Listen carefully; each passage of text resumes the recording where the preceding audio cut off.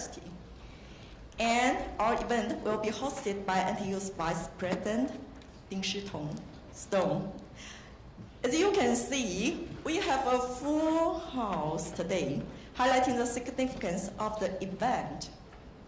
This event is organized by NTU's Graduate Institute of Journalism and the Center of Bilingual Education, in collaboration with the Harvard Student Exchange Association. We have many distinguished guests in the audience. So before we start the speech, let's have a group photo together. So that's the most important thing before the speech. So the photography, please prepare. So everyone prepare your big smile and look at the camera. Thank you.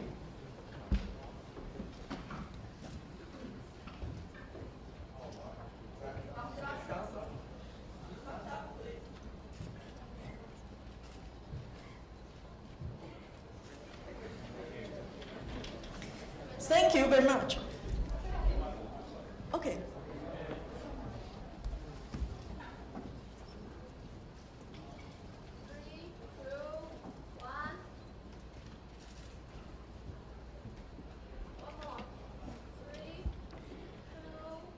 Yeah, at the time you show your smile, we have the VIPs from National Taiwan University. We have the 教务长王洪仁、国际事务长袁孝维 and we have the special guests from MODA 数发部部长唐凤、次长阙和明、公共电视董事长胡元辉台湾微软的全球助理法务长施立成，同时也是台湾美国商会的会长。金庆博，华硕公司集团资安长、台湾资安主管联盟会长，还有简宏伟，我们前行政院资安处首任的处长。非常多的 VIP 我们来不及一一因为今天时间非常的紧凑We have a very tense schedule today. So now let's have a big welcome to our Executive Vice President Ding Shitong. Yeah, welcome to be on stage to introduce our speaker today. Thank you.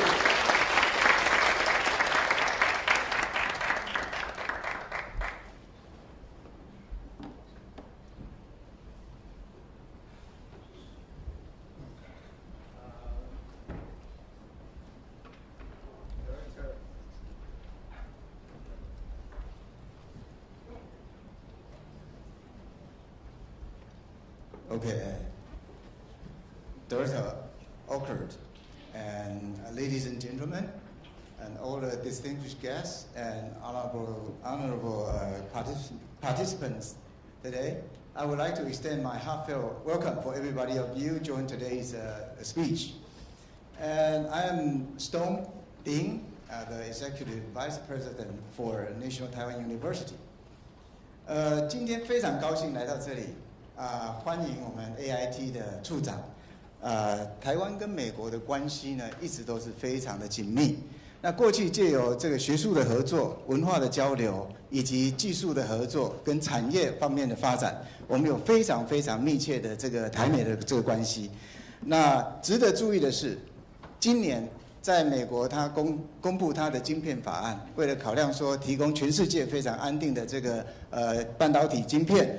那也为了让产业的发展更加的健全，那所以他们公布了这个法案。那其实，在公布这个法案的时候，我们就了解说，美国大概对台湾也蛮尊敬的了哈。那他觉得说，我们台湾是在半导体的这个产业里面是具有非常关键的实力的这个国家，所以他就提出了很多希望能够跟台湾合作的这个面向。那其实我们校长陈文章校长在5月份的时候就去一趟美国，在8月份的时候又再去一次美国。那其实8月份去的时候，我们跟那个 University of Illinois System 签订一个 MOU， 希望能够合作的面向包含半导体，包含quantum technology， 包含其他的生医方面的研究。那所以其实有很多人才培育也好，或者是学术的交流也好，那甚至这个研究的合作也好，都放在 MOU 里面。那上礼拜我们的代表团代表台湾12所顶尖大学的代表团又到 Texas 去。这一次我们跟 Texas A&M 签立 MOU， 跟 University of Texas 也签立 MOU， 希望能够就不管是半导体的研究啦、人才的培育啦，或是针对这个华语文啊，或是针对生医啊，甚至 Texas A&M 的 University President 要求我们要跟我们的农业科技来做合作，所以也签订了这样的 MOU。所以其实两国的这部分的这个合作其实非常之多。那各位都知道说，在2020年，美国跟台湾签署了一个台美的这个教育 initiative。那个 initiative 是说，在全世界我们看起来，那台湾的中文教育是最优的地方。所以我们台湾的这个教育部跟这个美国讨论的结果，就我们开始成立所谓的优华语的计划，就是这华语 best 啊。那在这个计划底下，其实台大也做了不少事。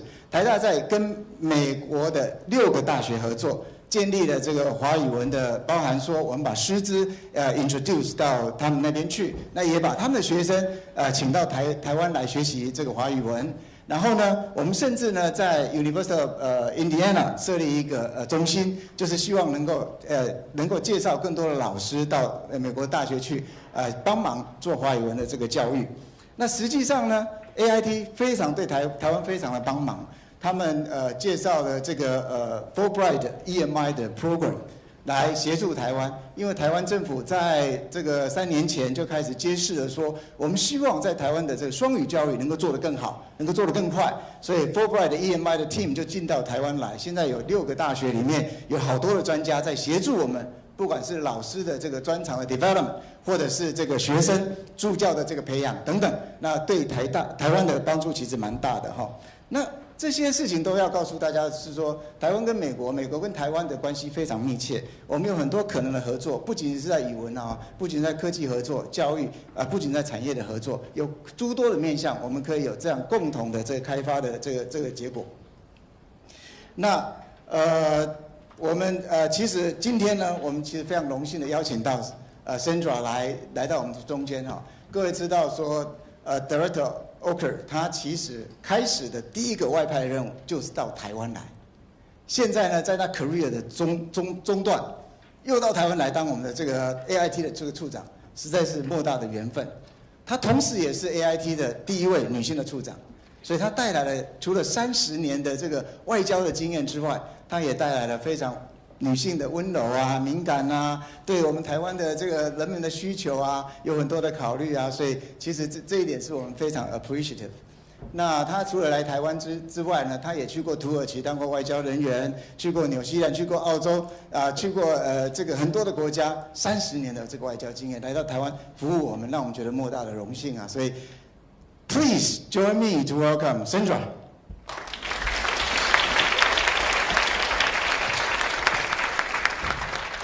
Thanks for Vice President Ding's opening remarks. Now, please join me in welcoming Director Sandra Oker, who will be delivering a captivating lecture.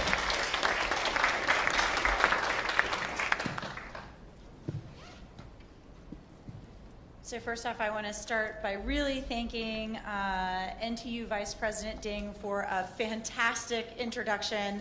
And really to thank NTU for letting me be here today to make this speech. I really appreciate it. As Vice President Ding mentioned, there are a lot of dignitaries in the room. I do want to really thank Minister Audrey Tang and AmCham Chairman Vincent Sher for being here today. A lot of what I am going to talk about includes things that I've learned from both of you. And so I'm a little bit embarrassed. I'm kind of quoting you and referring to you, so hopefully I won't get anything wrong.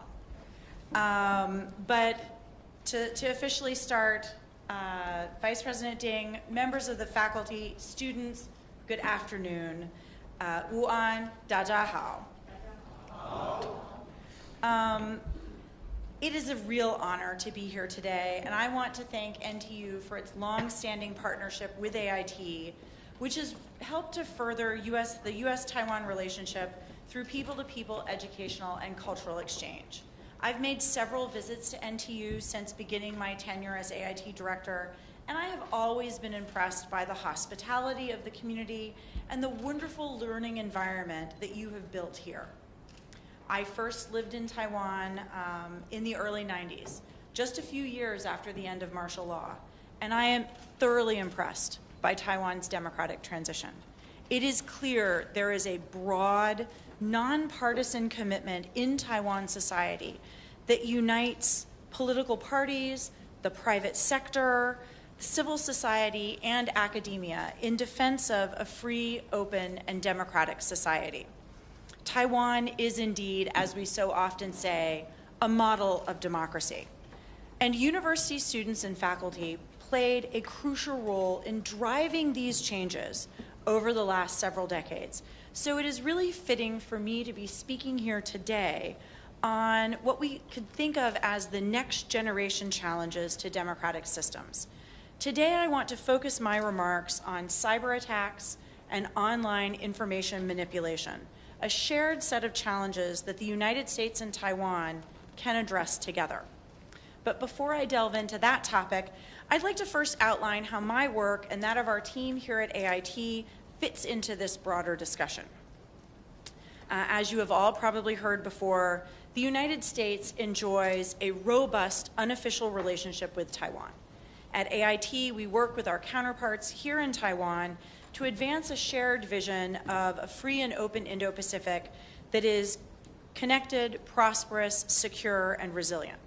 And AIT is working every day to expand our cooperation with Taiwan on our many shared interests and values.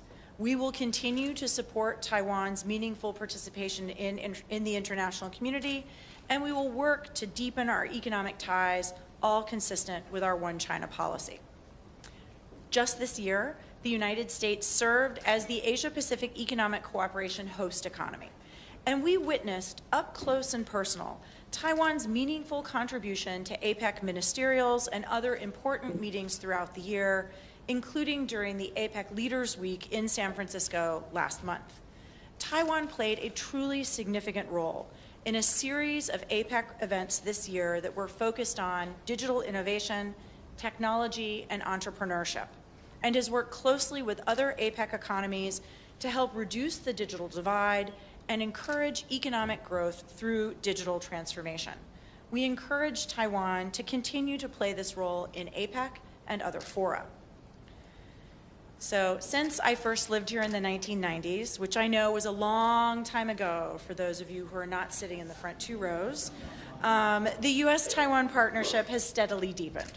And at the same time, the United States and Taiwan face a regional and global landscape that is more challenging and more complex than ever before.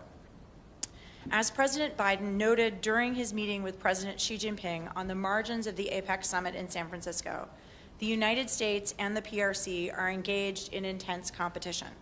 But the world expects the United States and China to manage this competition responsibly. The United States will always stand up for its interests, its values, and its allies and partners, including Taiwan. U.S. support for Taiwan remains rock solid, principled, and bipartisan, and that support is entirely consistent with our One China policy and long-standing commitments. We firmly believe that the U.S. commitment to Taiwan contributes to the maintenance of peace and stability across the Taiwan Strait and helps create a more stable and resilient region. A key focus that I have for AIT's cooperation with Taiwan is the urgent need for both of us to more effectively counter cybersecurity threats. Cybersecurity is among our top strategic goals at AIT because it lies at the nexus of national security and economic security. Cyber attacks worldwide are growing in both scale and sophistication as cyber criminals adapt their strategies and tactics to disrupt networks, steal intellectual property, and conduct cyber espionage. It is no secret that critical infrastructure and prominent companies in both the United States and Taiwan have been and continue to be the target of cyber hacks, data breaches, and ransomware attacks. Taiwan is both a key node in the global ICT supply chain and an important physical link in the network of undersea telecommunications cables spanning the globe, and has also become a test bed for cyber intrusions from hostile actors. As Taiwan Minister of Digital Affairs Audrey Tang has noted publicly many times, Taiwan is subject to significant counterattacks, including a campaign of highly coordinated, multifaceted attacks targeting Taiwan's civic infrastructure, amounting to a potent mix of cyber manipulation and interference. These malicious activities have the goal of not only disrupting day-to-day life, but also hollowing out democratic institutions and carry the threat of future escalation. Taiwan primarily faces cyber threats from one state actor, while the United States is subject to cyber threats from a variety of state, non-state, and criminal actors. The ransomware attack against Colonial Pipeline in 2021 resulted in a 6-day shutdown of the pipeline network that supplies more than half of all the liquid fuel used on the east coast of the United States.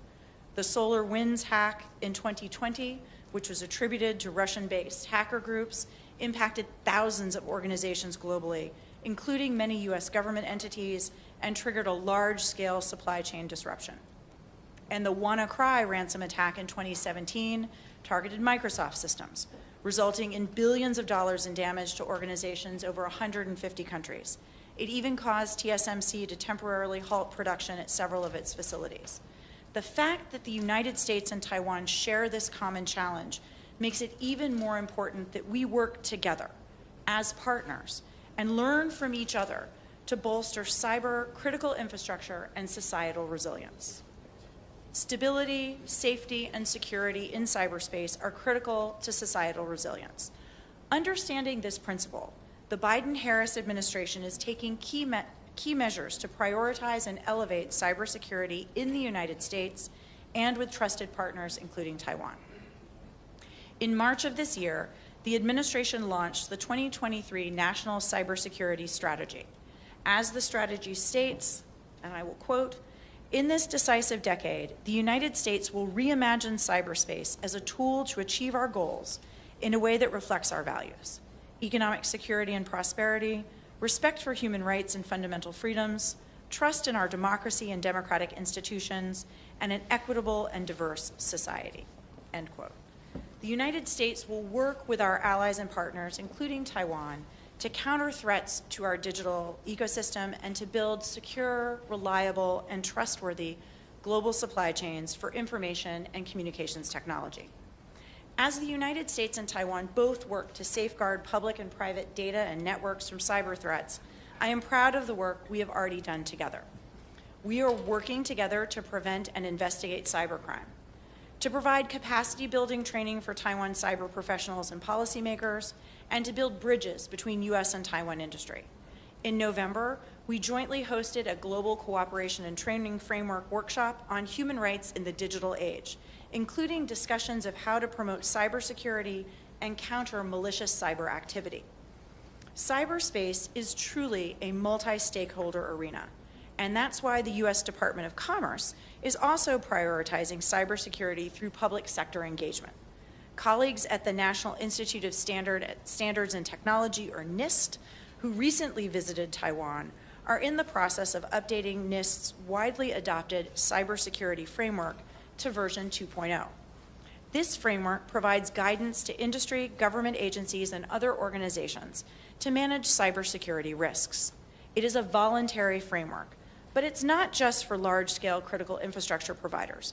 Organizations of all sizes and types throughout the world can use the framework to better understand, assess, prioritize, and communicate their cybersecurity efforts. Just as in the United States, I believe that here in Taiwan, robust industry engagement is essential to ensuring that cyber policies reflect the full expertise of all the key players in cyberspace.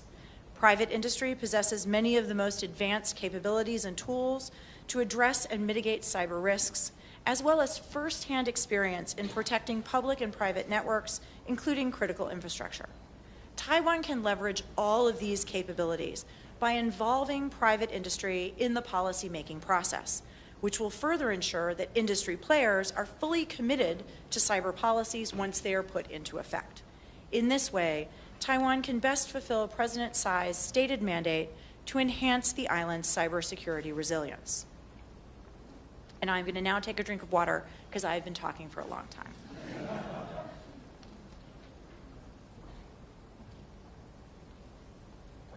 All right, so now I will change to the second topic, which is a related focus I have for AIT, and that is working with Taiwan counterparts to combat the influence of online information manipulation on our democracies. As we all know, the development of the internet, not to mention emerging technologies like artificial intelligence, has enabled incredible innovation and economic growth that benefits our societies and the world at large. But at the same time, new technologies always pose new risks, including in this case, enabling a dramatic rise in the spread and impact of online information manipulation, sometimes for criminal ends, and often to manufacture polarization and to foster societal division. Even AIT itself has been targeted. A recent analysis by a major multinational technology company revealed that covert influence operations carried out by a state-sponsored actor have pushed a new wave of messages criticizing AIT and sowing falsehoods about us. Some of the same cyber actors who target our critical infrastructure and private sector networks also manipulate information online to harm our democracies. Information manipulation is not simply a matter of public diplomacy. It is a challenge to the integrity of the inherently global information space, as well as a security issue.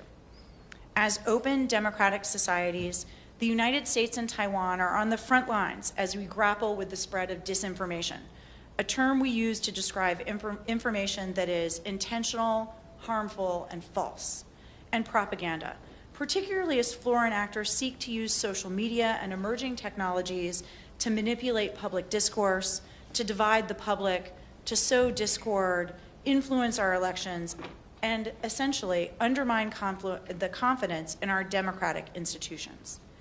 This threat is particularly worrisome in the context of democratic elections, the treasured process by which free societies choose how and by whom they would like to be governed.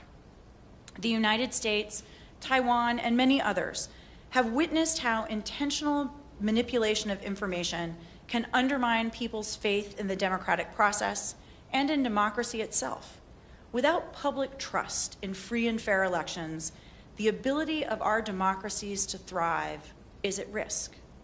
And that is why the United States, along with Taiwan and many other partners around the world, participated in the Global Declaration on Information Integrity Online, which seeks to counter the erosion of accurate, trustworthy, and reliable information that people can access. Information manipulation contributes to the weakening of democratic engagement and hinders open public debate on important issues that affect all of us and that are crucial for democracies to thrive. Access to diverse and reliable sources of information, and ultimately a shared set of facts, is essential for a well-functioning society. This enables people to form opinions, hold their leaders accountable, and actively participate and feel ownership in the community and the world around them. As Minister Tang has noted, information integrity is the cornerstone of trust, whether it's identifying an individual, an organization, or a document. And building this digital trust is an urgent task for leaders and policymakers.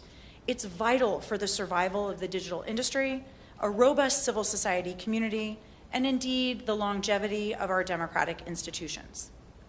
There is no better time to have this discussion and to have reliable information than during election season. As Taiwan gets closer to its elections, I want to emphasize that the United States has deep confidence in Taiwan's electoral processes and democratic system. We believe it is for the Taiwan voters to decide their next leader, free from outside interference. And as I have said many times before, the United States is not taking sides in Taiwan's election. We do not have a preferred candidate, and we know very well that we do not have a vote. U.S. policy on Taiwan will remain the same, regardless of which party is in power. We support Taiwan's vibrant democracy and look forward to working with whichever leaders Taiwan voters elect in 2024. I firmly believe that democracy is the form of government with the greatest capacity to safeguard human rights, fundamental freedoms, and the dignity of every person, as well as to advance peace, prosperity, and security globally. Democracies are best able to serve those functions when there is an environment of free and open exchange of information and ideas. disinformation has the potential to drown out these vital discussions, misshape beliefs, and misform policy preferences. Information manipulation can instigate violence, erode our trust in media and public institutions, and affect whether or even how people exercise their right to vote. And as a result, effectively ensuring information integrity is essential to protecting our democracy and upholding our national security. Addressing the challenge of information manipulation will require the efforts of not only officials, but all of us who have a stake in this issue. Companies, non-governmental organizations, educational institutions, the media, and perhaps most significantly, an active and informed public. It is critical for multiple stakeholders to continue to find ways to share information, best practices, and lessons learned. Civil society and the academic community are well placed to help identify and expose trends in information manipulation and to offer technical expertise on the ever-evolving methods used by hostile actors. To that end, the United States will continue to support efforts to strengthen civil society and media literacy in Taiwan, in the Indo-Pacific region, and beyond. These efforts involve a wide range of partners and stakeholders: officials, media, private sector entities, educators, civil society organizations, all of us working together to ensure everyone has the tools and skills that they need to think critically about the information they consume and to make informed decisions. Through these global efforts, we can effectively raise public consciousness and awareness about information manipulation. A public that is more media literate is able to better assess the validity of the information it encounters through various media sources and to make well-informed decisions. Given all this, we must continue to work together to identify and bring attention to attempts to manipulate information to harm our societies. We must continue to collaborate as partners to bolster resilience and to counter cyber attacks. We must support one another in these critical areas because that is what partners do. We work together to confront shared challenges and to identify solutions. We look forward to working with Taiwan in the spirit of partnership on these issues. Thank you again for the opportunity to speak with you today. Thank you. 谢谢大家.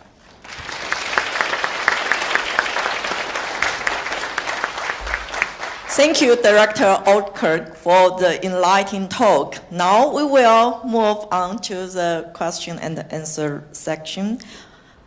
Vice President Ding, please get on the stage and raise the questions on behalf of the audience. 好，那把握机会哈，帮我们现场的媒体跟观众稍微 wrap up 一下哈。第一个非常感谢哈，我想Director Oldkirk 第一个哈，他提到哈这个美国跟台湾有非常坚实的，即使是 unofficial 的关系，好，肯定台湾的民主。第二个，好。那个 cyber resilience 这个是非常非常重要的议题，然后它需要多方合作。那第三个就是怎么样合作对抗假讯息。那在这边我想跟台湾的我们的数发部其实有非常好的，还有我们的民间的各个 stakeholder 有非常好的合作关系。第四个针对选举，我想 Director 再次强调美国不选边站，支持台湾的民主体系，然后也深信。台湾的我们长期下来努力的民主的成果将可以继续维持我们自由开放的环境。好，谢谢。Now let's move on to the Q&A section, please. Okay, before this speech, we actually collect questions from the audience who registered for this today's event, and we have collected several questions to ask Sandra. So I hope that you answer truthfully. Well, I have 2 waters here, so I should be ready to go. Okay, let's prepare the truth serum first. So the first question actually is from me. Personally, I just have one question, so anyway. So over the past 3 years of your term, the U.S. and Taiwan relations have remained quite strong and continue to grow. And in your view, what would be the key point that then we have so to kind of ensure this kind of relationship? So thank you very much for that question. I think first off, over the past 3 years since I arrived here, our relationship at the very beginning was already at a very high level. So I can't claim credit for doing anything to improve it. I think we have, between the United States and Taiwan, an alignment of values and interests that is very natural, it's very complementary, and it's very strong. We see that for sure on the economic front, where we really do have a complementary, sort of mutually beneficial economic relationship. I think we see that in politics. Support for Taiwan is one of the only bipartisan areas of consensus in Washington. It's a precious thing to have, and Taiwan really does have it. So I think that we're in a very natural place, and AIT works hard to nurture that. I really do firmly believe it will continue to grow. 所以他认为说，双方先找到共同的兴趣跟能力，然后可以 align 我们彼此之间的 interests. But do you think that I actually listened quite carefully. You mentioned 6 times democratic system, democracy. Do you think that democracy has anything to do with the both sides relations? Oh, absolutely. So when I say we have an alignment of values, that alignment of values is founded on the fact that we have a mutual appreciation for and support for democracy. You know, democracies get along well together. Democracies have a common set of values, a common set of definitions and understandings that we all work within. How about higher education? Because I know that in the U.S., you provide really good quality higher education, and a lot of our faculties actually are graduated from the U.S. For instance, at NTU, National Taiwan University, about 55% of the faculty members get their degree from the U.S. university. Do you think that has anything to do with these two sides of relations? I think it does. So first off, I'm going to say I bet I gave visas to some of the NTU faculty, because when I first worked in Taiwan in the 90s, I was a visa officer. Probably I interviewed, and it was a fantastic experience. But Taiwan today is the 6th largest source of foreign students in the United States. It's been a top 10 source of foreign students in the United States since I worked here in 1992. So it's not just the NTU faculty, it's all over Taiwan. You know, so many people have gone to school in the US, or if they haven't, their aunts and uncles, sons and daughters, you know, cousins. There's a great familiarity with America here. And because of all those students in the United States, there's a familiarity with Taiwan in the United States. So that sort of people-to-people relationship is foundational. It's really crucial. So would you suggest to give more scholarship for Taiwanese students? I'm just going to say one of the nicest things I did in my first assignment was the student visa afternoons, like a whole afternoon of talking to some of the smartest people I've ever met in my entire life. Okay, thank you. So NTU student is really good. Okay. And then the second question is from the audience. So I ask all the hard questions from audience, not from me. So what does the U.S. government think about the information warfare attacks from China? And how do Americans think about the response to have the cyber attack on Taiwanese people? Okay, so the United States thinks a lot about information or cyber attacks or information or election manipulation. 2024 is an election year in the United States as well. Unlike here in Taiwan, which has a very stable and sort of tamper-proof electoral system, every electoral district in the United States has a different system. And there have been questions in the past about the integrity of those systems. So people are concerned about it. I think, though, Americans, like everyone else, they look first through the lens of themselves before they think about other places. So when we think about information manipulation in the United States, we think about information in the United States being manipulated, and lacking some sort of giant problem in Taiwan. Americans, unless they're deep into the cyber or kind of disinformation kind of field, probably aren't thinking much about Taiwan because Taiwan does such a good job. So Taiwan is not making news in this area. 其实我觉得这个问题应该问唐凤部长。Okay, next time we will ask Audrey for that question. So anyway, the third question also from the audience, and you also actually talk about common challenges, and also help. You mentioned about help us to ensure the media literacy and all that. This question is related to that. What do you see as the areas in which the U.S. can assist Taiwan in the field of cybersecurity? In addition, Washington is considering a ban on TikTok. So what is the director's opinions on the ban on TikTok? Okay, so I will do TikTok first. So here's my phone. This is a U.S. government provided phone. I've never been able to put TikTok on it. So, and you know, as you all know, probably anyone who's ever looked at my Facebook or Instagram, I have children that are kind of university student, graduate student aged. I think as a responsible parent, I have encouraged them not to post things on the internet that they wouldn't want their future employer to see.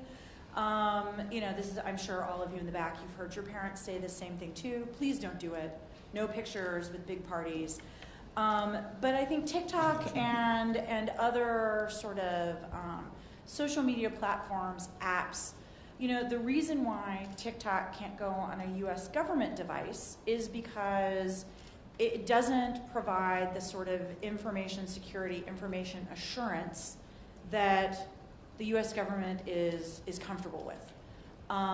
We have certainly seen, and I'm going to go very far afield, we've certainly seen that US soldiers, Russian soldiers, Ukrainian soldiers in places far from home have had sort of like fitness apps on their watch, and their enemy has been able to figure out where they are because they've looked them up on Strava or some other sort of like Fitbit kind of thing. So we think, and I would say, you know, even people who are older than traditional students think of these devices as harmless entertainment, or it's a way to help you, you know, count your steps. But if the data isn't secure, if you don't know where it's going once your phone or your watch or your ring collects it, people who really want to, who do not have your best interests at heart, can harvest that data. And they can use it on the battlefield, they can use it to collect information about you that blackmail you for it, they can steal your bank account information. So really having data integrity and really knowing where your data is going is important.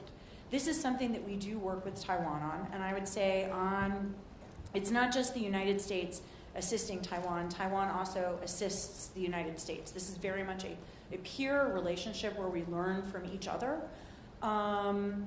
You know, we have teams that compete with each other at sort of hackathons. Sometimes Taiwan wins, sometimes the United States wins, sometimes other people do. The technology firms compete with one another, they collaborate with one another. Our law enforcement communities are engaged in deep conversations about how to collect evidence to prosecute cases about online scams and other cyber-enabled crimes. So I think there's really just a full spectrum level of cooperation. Okay, so it actually goes both ways. Not only the U.S. can help us, but we can help them too. We have Audrey here. Your job. Okay, the next question is from the audience too. What is the U.S. policy on Taiwan as we approach the People Republic of China's political military establishment's milestone years of 2027 and 2035? will the United States be forced to abandon Taiwan? When interests with China take precedence? I will say the answer to that is no. So the U.S. policy towards Taiwan, the U.S. sort of one China policy, has persisted now for decades. The policy is not changing. It has bipartisan support. It not only has bipartisan support, so the Republican Party and the Democratic Party both support it, but there's a consensus between the administration and Congress. And getting that level of consensus on any policy is really difficult. But this has persisted since 1979. So President Biden, when he was Senator Biden, voted for the Taiwan Relations Act. We had Senator Markey visited Taiwan not long ago. He also voted for the Taiwan Relations Act. So there are people, at the highest levels of the U.S. government who were involved in drafting the law that is the sort of governing legal document for AIT's existence and the unofficial relationship that we have here. So I think that the policy has withstood a lot. It's withstood a lot of change over many decades, and it can withstand more. Okay, thank you very much. But a moment ago, you were talking about the U.S. support to Taiwan is rock solid. Is it still stand like that? Yes, yeah, it is. I mean, I cannot think of a single other policy in Washington that is as strongly supported by both parties, by both the administration and the Congress, and that is popular with the American people. Which is fundamentally what makes a policy durable. Okay, thank you. The next one is from the audience too. As the first female director in AIT history, what are the advantages and disadvantages of your roles? Is there any advice for future female diplomats based on your experiences? Does this mean we're moving to the easy questions now? I don't know. There are still several of them. Okay, so yes, I am the first female director in AIT history. I'm sure I will not be the last. But being the first gives me the ability to be creative, to do things that are not exactly the same as the people before me have done. No one is going to confuse me with my predecessor. They look at me and they're not like, oh, that's obviously Brent Christensen. So it gives me some creativity to do different things because, quite frankly, I look different. And coming up as a professional woman over the course of the last 30 years, I have become very comfortable with looking different than the other people at the table or in the room. So, and in fact, this is a conversation that I've had with women in the American Diplomatic Service before.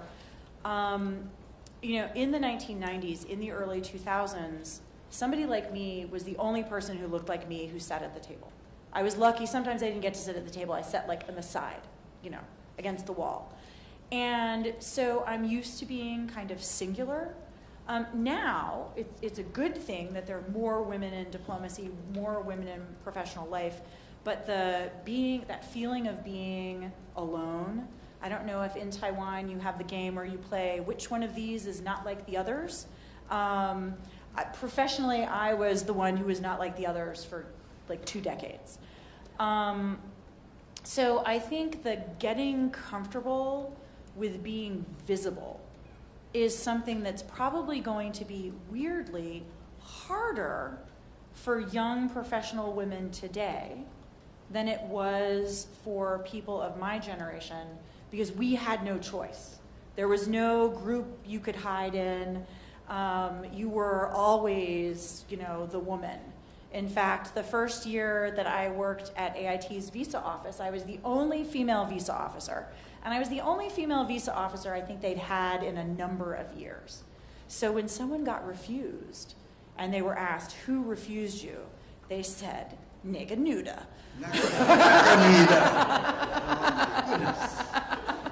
So, and then the next year there were some more female officers, so I could like hide in the group. But yes, I'm very used to that. And I think, you know, it's not necessarily bad, because at the beginning of your career, it makes you feel very awkward to be singled out. But then as you become more prominent and more successful, you're singled out by your position, but I find that I am comfortable with it in a way that I suspect some of my male colleagues aren't, because they've always been like another man in a gray suit. So now the next one will be a serious question, because the woman become more and more powerful. You think is it time to develop how to protect the man? No, no. I think, though, I really hope that we get to a point where we are choosing the right person for a job, and we are not worrying about the person's gender or last name or what their mother tongue is at home. We are looking for the person who has the right skills for the job and who can get the job done. I think, though, in order to get to that place, we have to make sure that everybody feels comfortable competing. And certainly I know at the beginning of my career, everybody did not feel comfortable competing. I think that is still a challenge today. And so, but I think we will get there. So how do you, the next question from the audience, how do you compare Taiwan's gender equality environment to other places you have been? You have been to 6, 7, 8 different countries. And what else can Taiwan do to provide better opportunities for young women like you, or you in the audience? So I will say, I think Taiwan has done a great job on female political participation in particular. Obviously, the president of Taiwan is female. The percentage of legislative UN members who are female is the highest in Asia. It's one of the highest in the world. There's, I mean, it's the rare magistrate or mayor that I meet who's not female. So I think in some areas, Taiwan has done really well. I will admit, though, when I go to sort of like business type meetings, tends to be pretty much entirely male. So clearly there are issues in society where women have found a lot of success in some spheres. Politics is one of them. The government is another. The civil service appears to be very friendly to women, judging by the number of successful women in the civil service. Universities as well, lots of women. So I think that, you know, Taiwan is an example for the societies around it. In many ways, an example for the United States. Many of those ratio numbers are better here than they are at home in America. You know, at NTU, there are 2 female executive vice presidents, only 1 male executive vice president. And while they are having fun out there, they asked me to host this talk. So you know, we need to be protected too. You know, I wouldn't go quite that far. I will say, though, so at the beginning of my career, like I said earlier, I was frequently the only woman in the room, or then the only woman who was sitting at the table, not against the wall. And I have been to a couple of meetings here where the entire AIT side coincidentally was female, and the entire, you know, so Taiwan side was also female except for like one guy. And you could see he was looking a little uncomfortable, and I remember just thinking, welcome to my world. Because like I said earlier, I think it is important that everyone be able to stand on their own 2 feet. Like, everyone should be in that room, whatever the room is about, because they add value to the discussion, because they have something to bring to the table. And, you know, I think there is some discomfort in being the one who doesn't look like everybody else, but it also in many ways makes you stronger and more confident because you know you're there for a reason. And I think that is true of, regardless of who you are, you should feel confident that you've been invited to join whatever event it is or meeting because you add value. Okay, the next question also from the audience. You seem to have effortlessly adapted to Taiwanese cultural practice and took part in the folk rituals like the Ghost Festival, 中元节.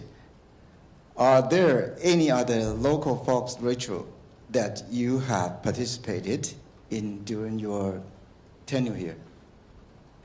So during my tenure here, I have visited a variety of temples. I will admit I am not always sure what's going on. But I try and firmly believe in being respectful.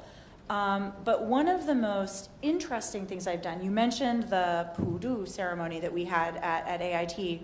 One of the most interesting things that I've had the privilege of being able to participate in was actually Feng Nian Jie in Hualien. So I went with John Dow, and at the invitation of the head of the Council for Indigenous Affairs, and it was amazing. I got to meet a lot of people.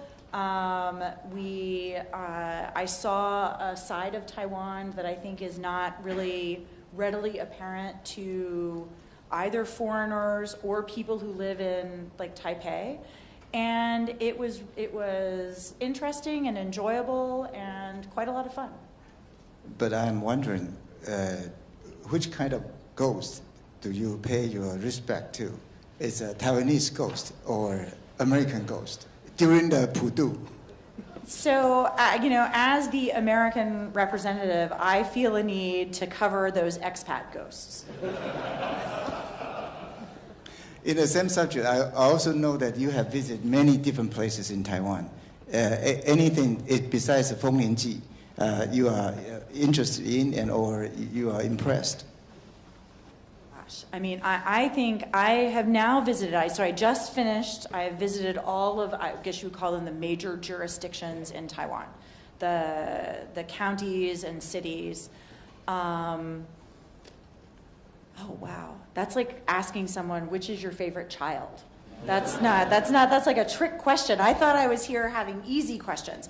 No, I think, the thing that impresses me the most about Taiwan is that in a place that is geographically relatively small, you have culturally distinct practices, foods, languages that are rich and varied and that appear, at least to a foreigner, to be mutually respected by the people around them. So I said I went to Hualien for the Feng Nian Jie with the Council of Indigenous Peoples lead. I was just in Miaoli with the head of the Hakka Council. And they have a really nice museum there that sort of talks about the protection of the Hakka language over time.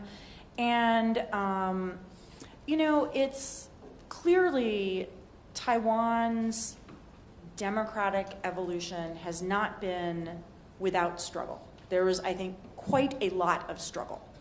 But the place that Taiwan is right now is a place that most of the world really would, if they knew more about it, would really envy. You have a diverse society that is friendly to one another, where people are interested in each other and not necessarily co-opting. I really think it's fantastic. I am continually impressed by it, and I feel like, and this is one of the problems with a democracy, everyone always thinks we could be better. We should do this better. The message that I have, particularly to the students, because coming out of a couple of years of COVID, most of you have probably not left Taiwan recently. boy, compared to the rest of the world, you live in a great place. You really do. That's actually a point I want to ask. I want to add. In Taiwan, I think Taiwanese people treat international foreigners much better than treating ourselves. I don't know why, but it's like a custom. We treat other people better. So foreigners in Taiwan is well treated. And second point that I want to add is, if you are living in any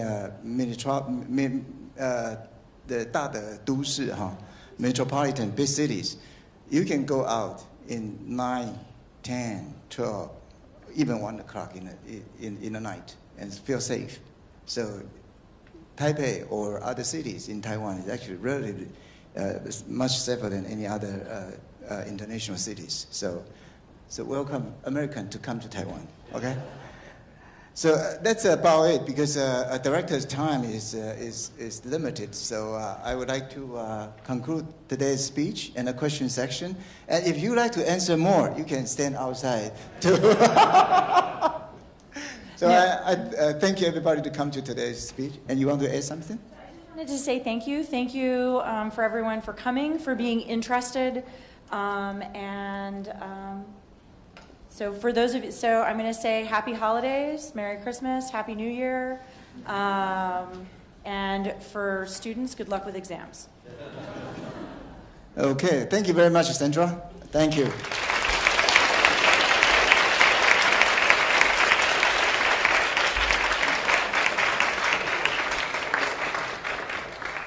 Thank you, Director Okirk, and thank you, our Executive Vice President Ding Shitong, for the entire talk and Q&A section. So Thai flies, yeah, already also. Okay, yeah, of course. Okay. Thank you. So much. Thank you so much, Director. Well, it's time to draw our event to a close. So on behalf of the organization team, I would like to express our sincere gratitude for your participation and enthusiasm. And 谢谢大家哦，然后当然我们今天有非常多的媒体朋友来哈，那当然希望我们这个今天的内容哈是让大家觉得有一些可以发挥的地方，然后当然再次感谢我们今天来的各位嘉宾跟我们的年轻的朋友，谢谢大家，欢迎大家以后我们会有我想包括台大的双语教育中心、台大新闻所我们都常举办非常多国际性的活动，欢迎大家可以持续的关注跟参与，谢谢谢谢，祝大家平安。好，然后刚刚校长也讲了哈，那个 Director 也讲，祝大家尤其是年轻人期末考顺利，谢谢。